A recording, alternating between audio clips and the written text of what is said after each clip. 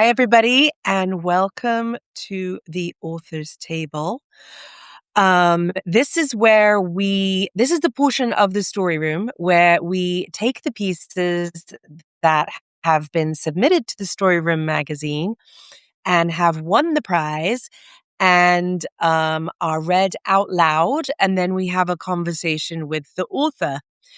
Susan had confirmed, but actually I don't see her yet. So let's hope she has been held up for some reason and will join us, but I will go ahead and read her piece anyway. So, like I said, this is the author's table. This is our chance to hear the piece read aloud for our author and to have a craft conversation with our authors. As you know, in the story room, we have the magazine, which includes the winning pieces.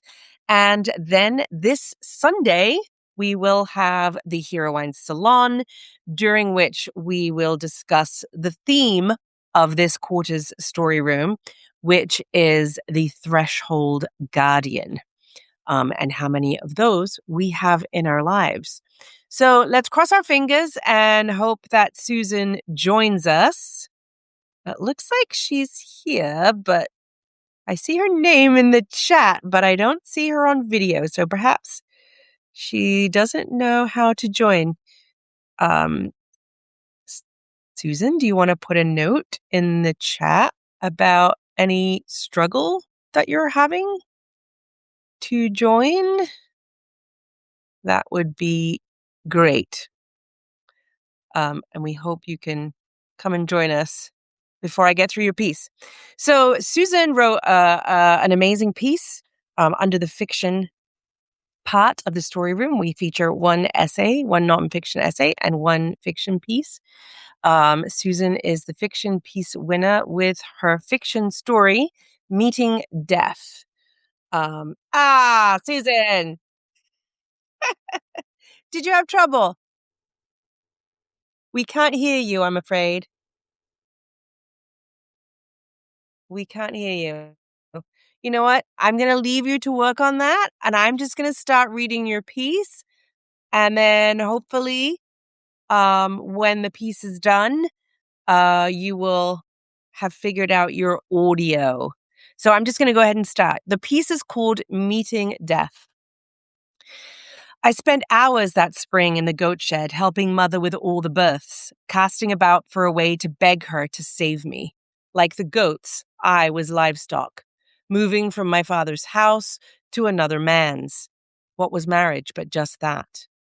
I considered hiding under a canvas in the back of a cart that delivered sacrifices to a temple. I had no idea what to do once I got there, though. Finally, as the last of the kids was being born, I grew desperate. Mother had neither told me about any suitable husbands or any conversations about how I might avoid one. In reality, there was no escaping marriage.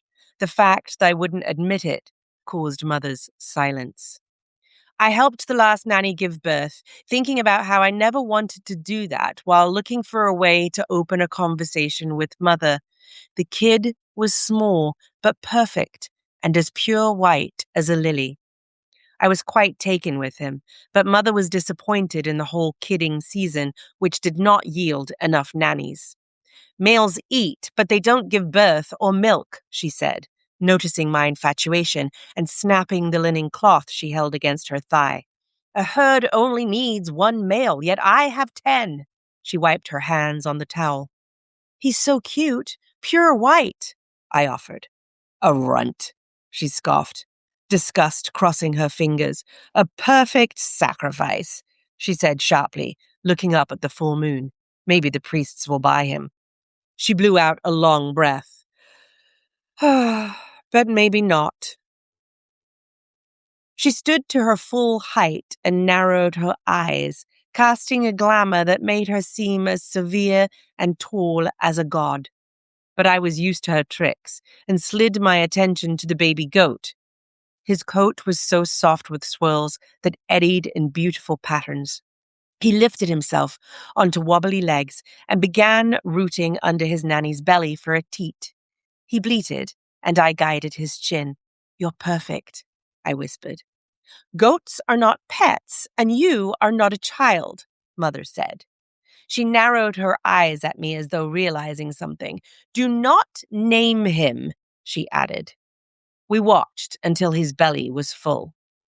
I could raise him, I said, grabbing a clean cloth from the basket. He could be our next buck.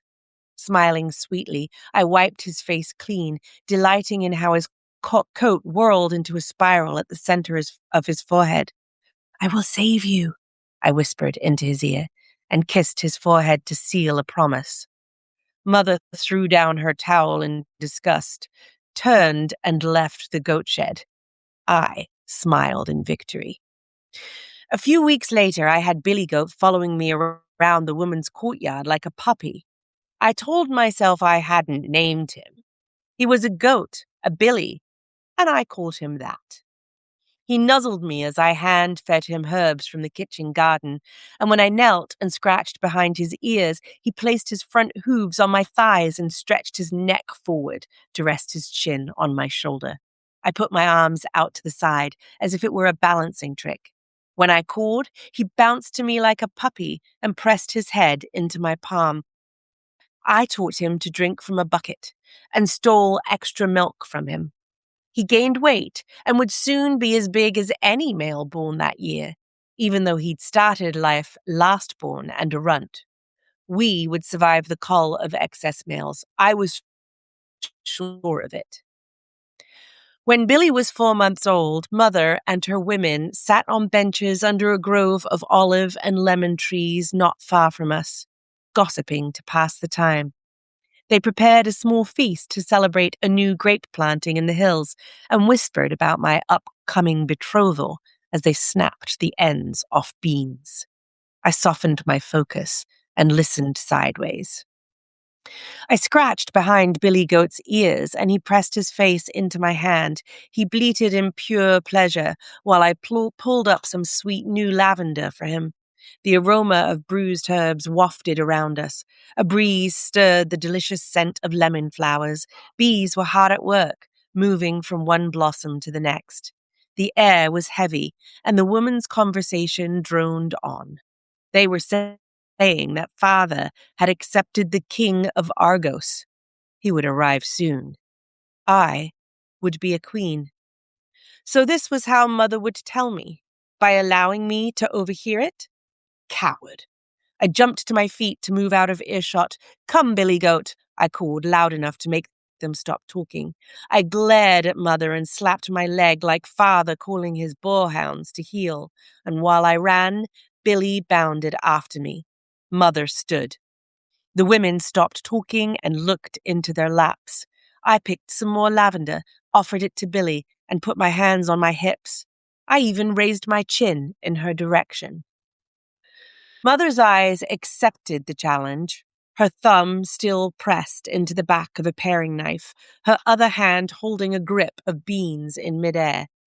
Allowing that maybe I had gone too far, I broke eye contact first by looking down at Billy. After all, I wanted her to help me avoid marriage. I even smiled at her, a little overly sweet perhaps, and ruffled his ears to diffuse the situation. Mother said something to the other woman that I couldn't hear, and they all looked down, straightening their tunics. She called, "It's remarkable how Billy minds you. It must be good to have something that minds. Will he follow you over here?" "He will," I said, and walked towards her. He would follow me to death's door. When we arrived, Mother lifted Billy's chin, crooned, and clicked into his face. Under the spell of all that loving attention, which seemed to radiate from her, a power engulfed us all. Billy closed his eyes. She scratched his throat with the blunt side of her paring knife, all while singing softly and petting him. Vaguely, I wondered what she was doing, but under my mother's glamour, I watched it as if far away, unable to put the signs together. She turned the knife, and the point disappeared into the fur just below his ear. Billy tried to turn and look at me, but she held his little beard. His eyes grew wild and the whites showed, and still I was watching from a distance. unable to find my body or tell it what to do. The handle glinted as she slid the knife to his other ear. The movement was so quick that I wasn't even sure it had happened. The first trickles of blood were dark red on stark white. Then, gushes pulsed with his heartbeat. Still, I stood rooted, unable to utter a sound. Billy tried to swing his head from side to side, tried to back up, but Mother held his beard and stroked his jowl with the knuckles of her free hand, which still held the bloody knife. Billy's back end thrashed. "Billy!" I shrieked, clear and sharp. I dropped to my knees and pressed the edges of his wound back together, but Mother held his chin too high, and Billy wouldn't hold still. "There's a good boy," Mother sang, looking deeply into his eyes as his knees wobbled. There, she crooned as he sat like a dog. His eyelids drooped, and he toppled onto his side. She let his chin go and brushed a fly from his eye. He gave a last jerking kick, took a deep breath, shuddered once, twice, and was still. Billy's eyes were half open and sightless. Mother sat back, wiped the knife on her apron, and rolled it into her waistband. She looked at me as if to say, "Defy me again." Time slowed. My hand reached across a cavern to caress Billy's ear. The instant I touched him, a vision opened in my mind's eye, Billy standing on the peak of a craggy hill. My mind flew toward him. I was both above Billy's body, looking down on his gory death, and standing beside him on a hilltop. The difference was just a matter of focus. I was with Billy, and I could see the top of my head and Mother's patronizing grimace. Shade Billy bleated, a long and plaintive sound, and my focus moved to him. Lost and afraid, he was calling for me. I reached for him, and he pushed his face into my hand, but it passed right through.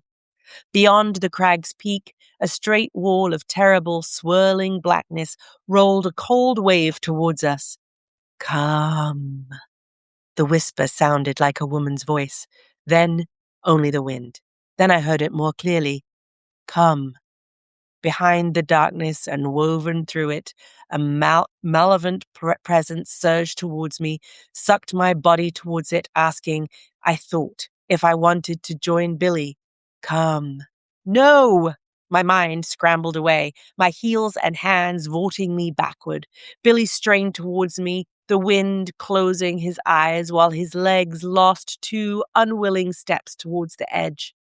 Against the gale, he tried to leap to me, to nuzzle my hand one last time, but the wind picked up and threw him over the ridge into the total emptiness. "Come." "Billy!" Blackness surged toward me. Cold gripped my ankles, causing my skin to pucker and the downy hairs on the back of my neck to stand on end. I flew back to my mother, to the confines of my physical body in the courtyard, and slammed the door shut against that terrible vision on the mountaintop. Then I was kneeling beside his body, calling, "Billy, Billy!"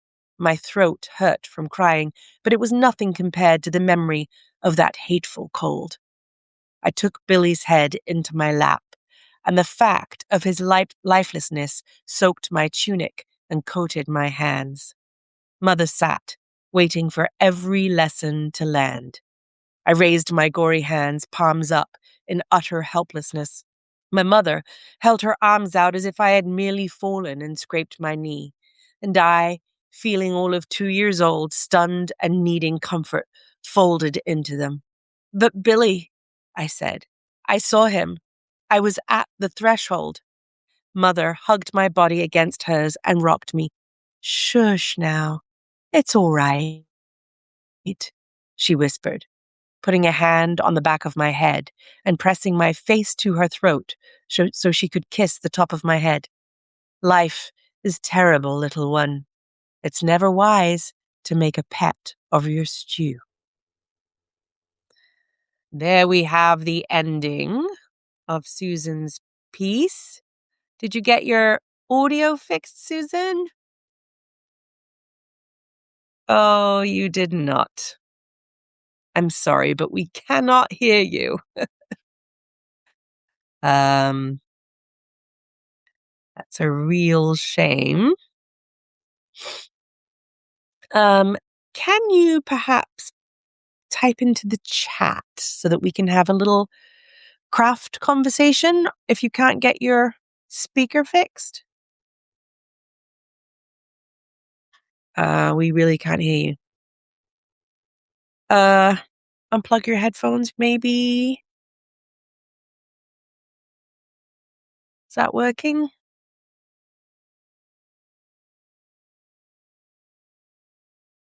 Okay. What a shame.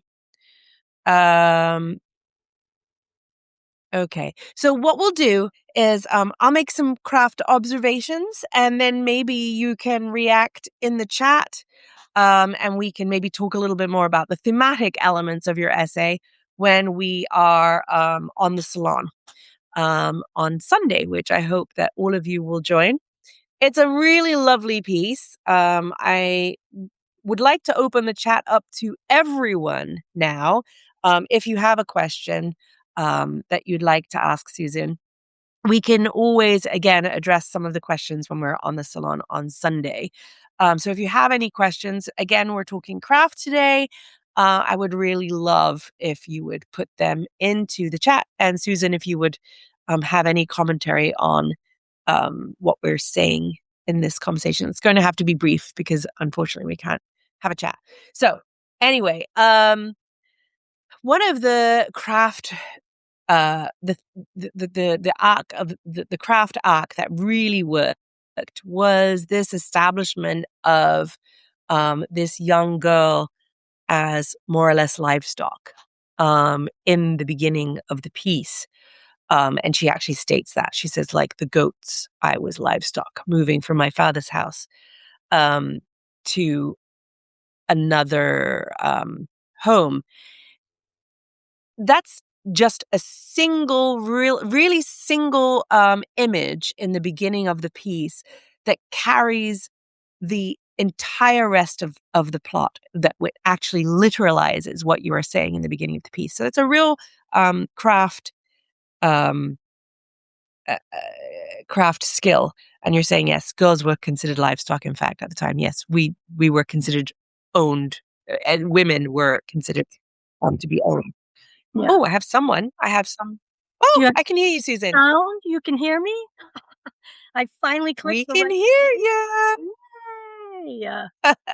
Brilliant. That's fabulous. Usually on the authors table, I ask authors to join me 10 minutes ahead of time so we can test Yeah, and I was test here, the and I didn't settings, but scroll we can have a down chat. far enough Do to that. find the join button, so I was sitting here waiting for you. Oh, okay. Sorry.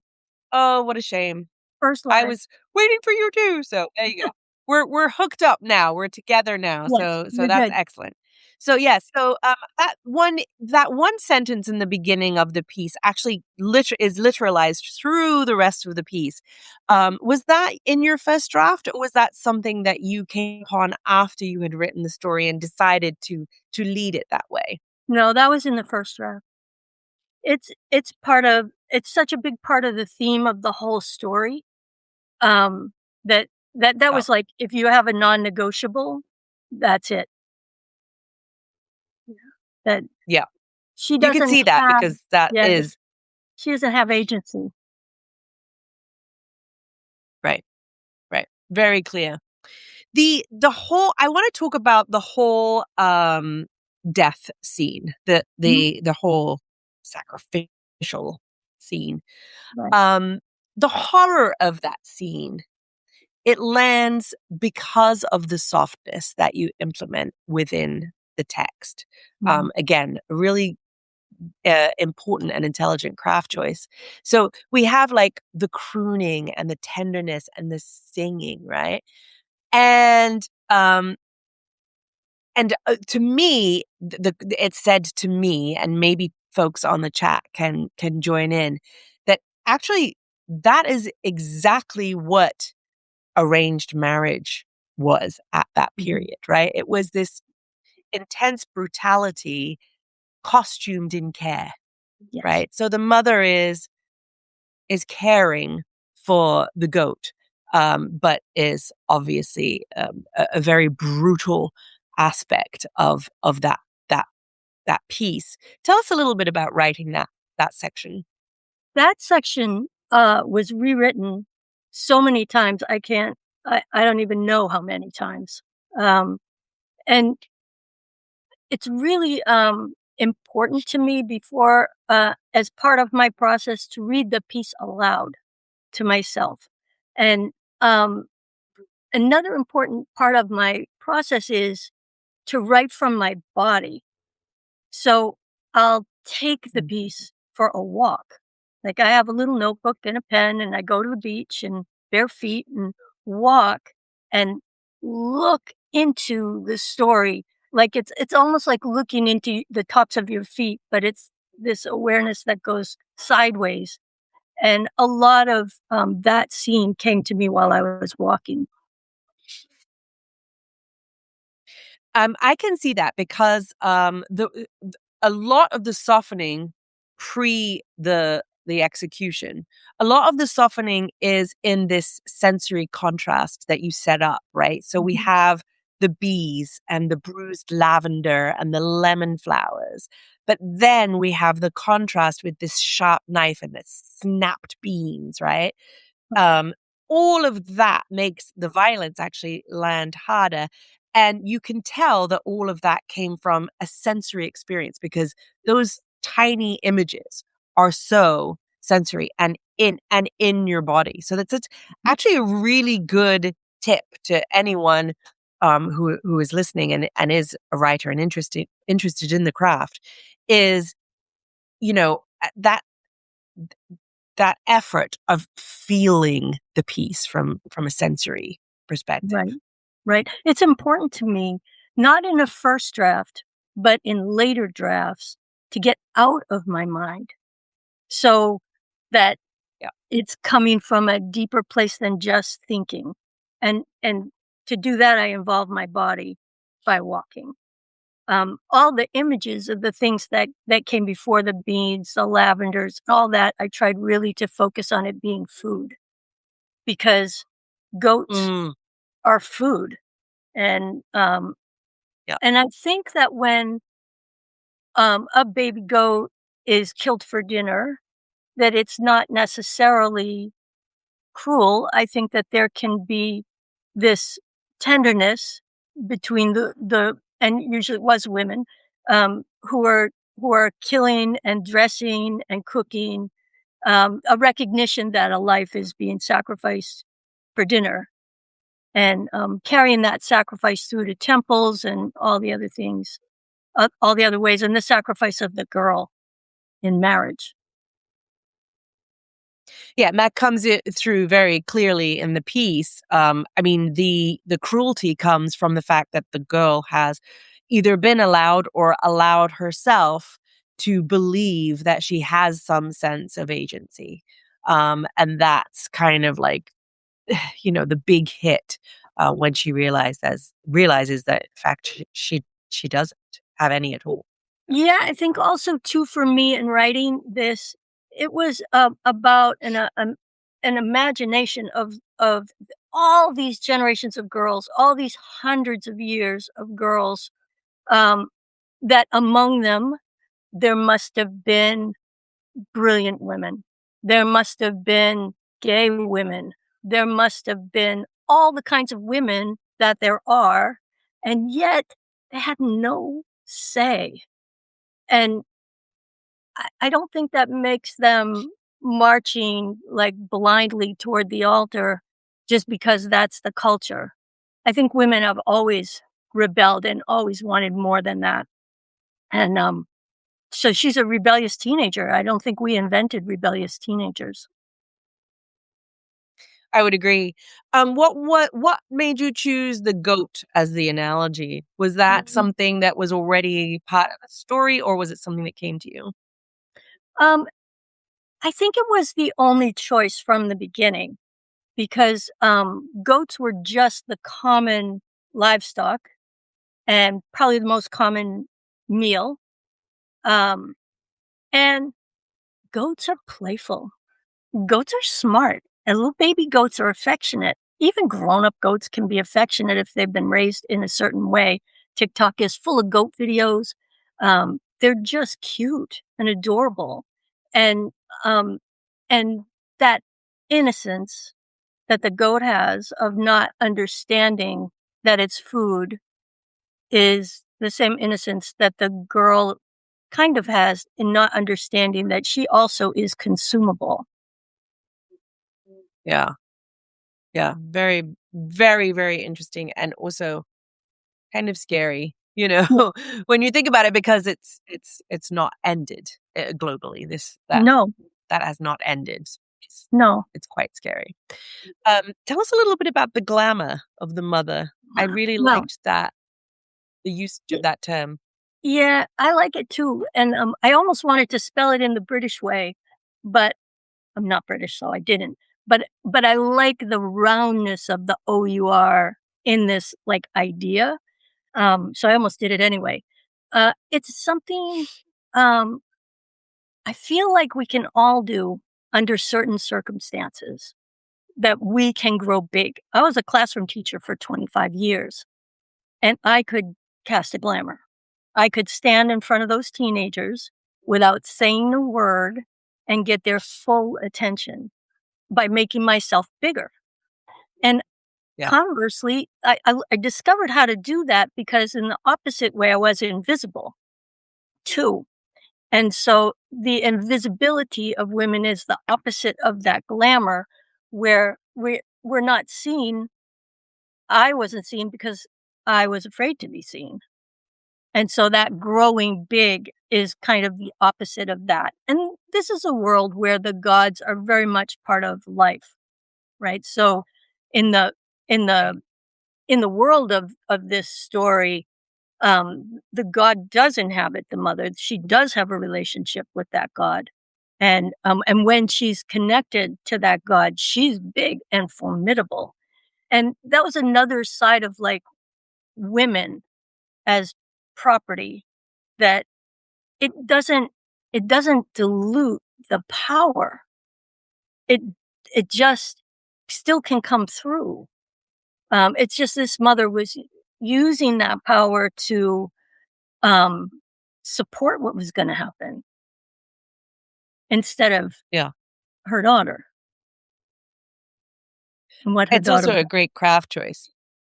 Yeah, Yeah, it's also a great craft choice because, there is a moment where you as the reader are just begging the child to intervene, yeah, for the goat, and because of the glamour, she is completely incapacitated, right, and it really does illustrate the power, that women had that was underutilized. right, right. I often think about, like, what our culture would be like if we hadn't, um squelched women for so long. It's just all those brilliant women that didn't get to contribute what they came here to contribute. Um, and that I think also that glamour is a way that children look at their mothers too. That Yes. even I worked with teenagers for a long, long time, and at 15, you are still a child. You don't think you are, but you are. And when the mother gets big, either in anger or in whatever's going on inside her, or just in her authority, because the one place she has authority is over the other women and over her daughter. So when she inhabits that authority, she's terrifying. And I think Yeah. mothers are in that way terrifying, Yeah. especially the crazy ones. I would agree. Yeah, she's more godlike herself Yes, in those moments. She really is. and Well, I we have a think couple that's of the comments. relationship that you're the child Sorry, that can I think that's the relationship that at that age especially, you're the child trying to break away from that power, yeah, and it seems impossible. yeah, yeah. We have a couple of comments. Shelley says that it was haunting. She felt an element of magic and power from the mother that was ominous, and I think that that is definitely evident in what we just had the discussion about the glamour. And I know that this is actually a chapter of a book that Right. is, I'm assuming would include magic and power Oh, yes. of the past. And then Robin says it felt like a scene out of The Red Tent, which I recently reread. Do you know The Mhm. Red Tent? It is I quite do. similar I to similar. It makes you think of The Red Tent. Yeah, I read the book a long time ago and absolutely loved it. And it's one of the few books that the minute put it down, I picked it up and read it again. I don't do that often, but I did with that one. Yeah, Yeah. yeah, it's a fabulous book. I would say Mhm. that's quite a compliment to be saying that it's reminiscent of The Red Tent. Yeah, and Mists of Avalon, I see, Jody, thank you.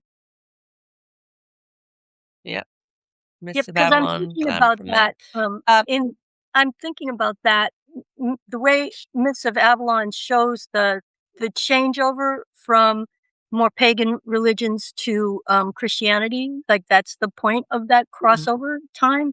That's where this novel is set, in the crossover time, between this belief in multiple gods to, Christianity, and that's what's gonna happen in the course of this one woman's life, is that when she's born, it's very much one way, and by the time we get to the end of the story, it's very much another way.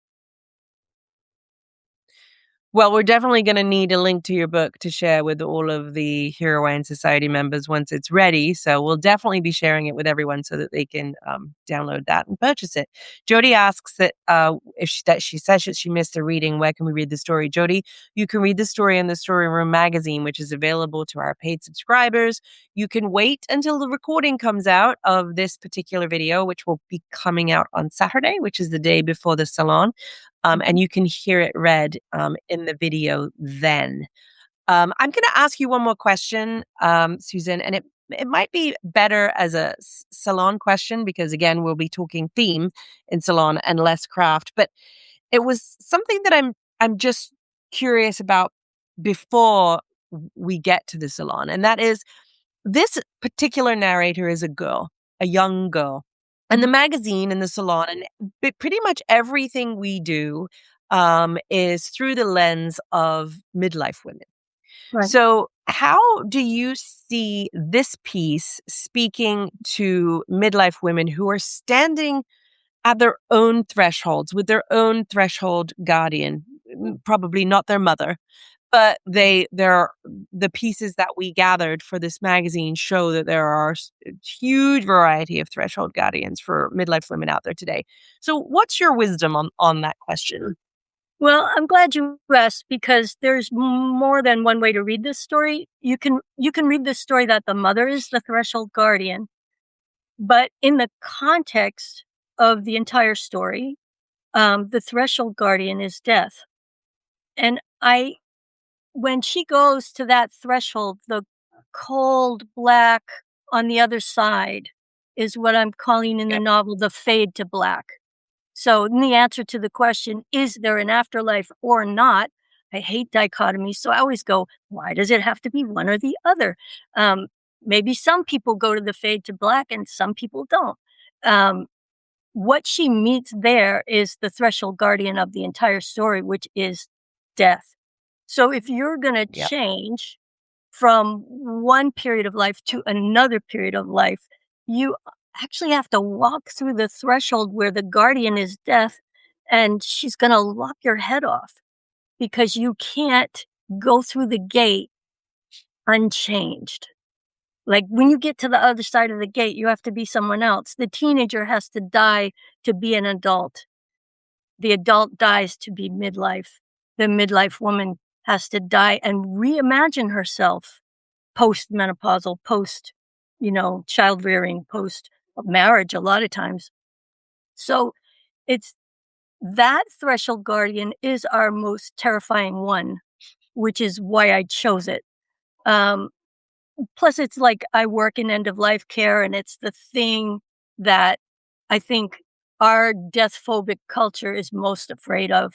And so when in the course of the story, um, this threshold guardian becomes an ally. And I think that's what happens when you dare to go through the threshold. You dare to face your own death or whatever is being required at the time. Close one life and open another one, quit your corporate job. That's terrifying. You have to die and be reborn if you're going to do something like that. And I know a lot of women who have done it. And I know a lot of women who refuse to do it because it's terrifying. That is that becomes the ally after. And in the book, that's kind of literalized. That's super interesting, and just to bring it back to the heroine's adventure and the whole structure of story, Mhm. death story without death is not a story, Right, right?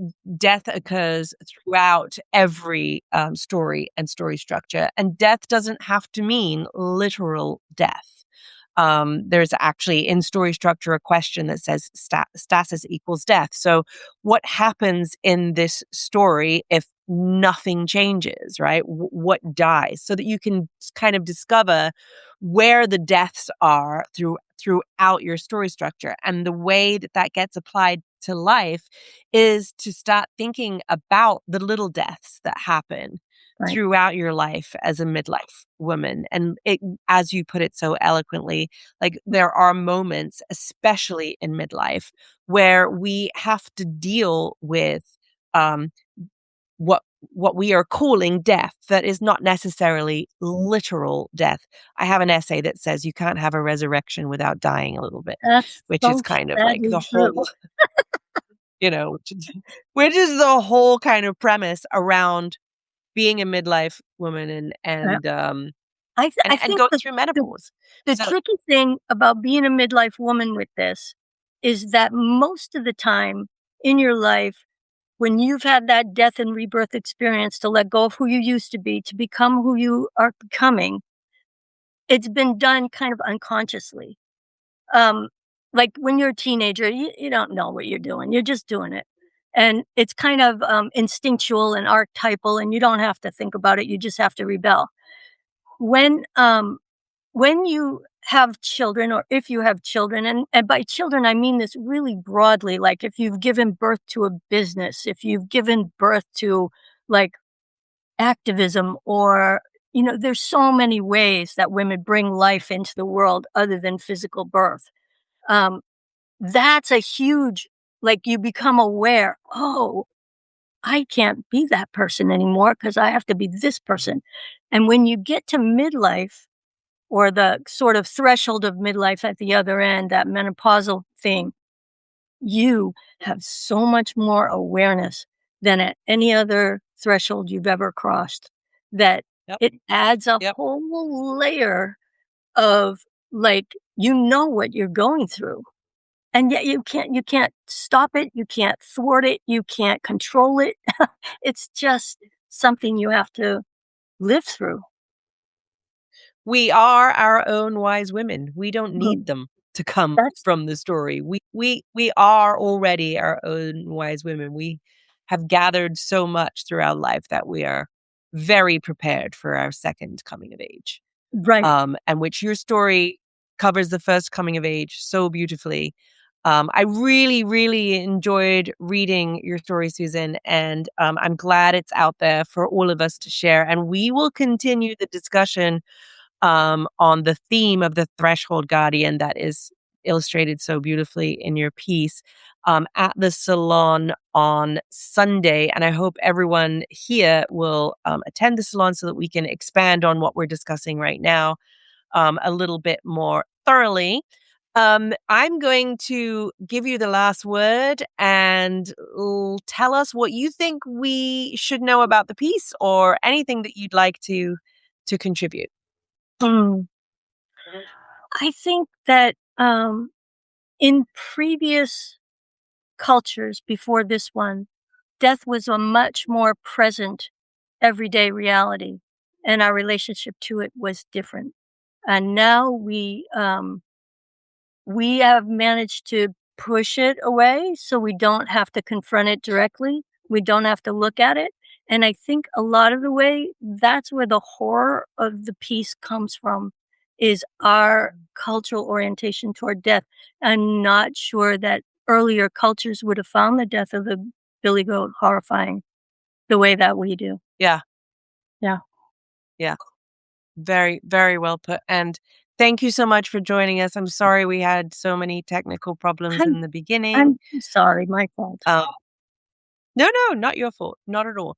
And I'm looking forward to having you be on the panel on Sunday, Mhm. um, and hopefully everyone here will join us. Thank you so much for joining me at the author's table, Susan. Yeah. Thank you. Okay, bye everyone. See you Bye. later.